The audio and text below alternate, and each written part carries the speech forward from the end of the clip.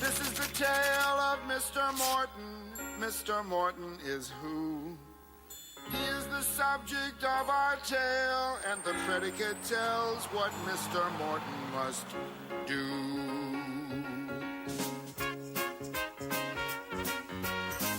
Mr. Morton walked down the street.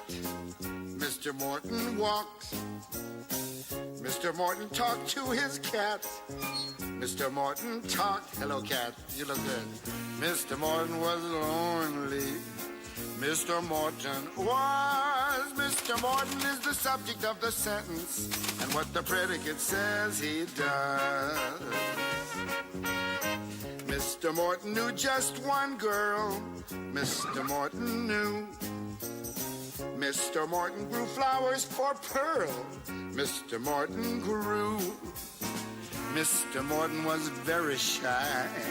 Mr. Morton was. Mr. Morton is the subject of the sentence, and what the predicate says he does. The subject is a noun. That's a person, place, or thing. It's who or what the sentence is about. And the predicate is the verb. That's the action word that gets this subject up and out. Mr. Morton wrote Pearl a poem. Mr. Morton wrote. Pearl replied in the afternoon. Pearl replied by a note. Mr. Morton was very nervous. Mr. Morton was. Mr. Morton is the subject of the sentence, and what the predicate says he does.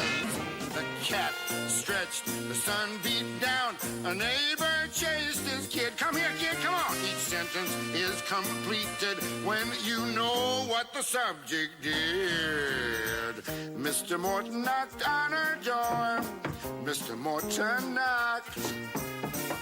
Mr. Morton sat on her porch. Yes, he just sat there and rocked. Mr. Morton was a nervous man. When she opened up the door, he ran. Mr. Morton climbed up his stairs. Mr. Morton climbed. Mr. Morton rhymed pretty words. Mr. Morton rhymed. Mr. Morton was lonely. Mr. Morton was, until Pearl showed up with a single rose. Who says women can't propose? Now Mr. Morton is happy, and Pearl and the cat are too. They're the subject of the sentence, and what the predicate says, hey!